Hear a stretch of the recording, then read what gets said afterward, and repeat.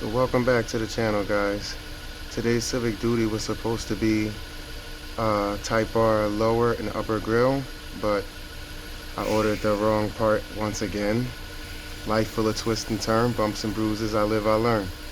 Instead of whining about it, I decided to do something cool for you guys and install my daytime running lights. Now,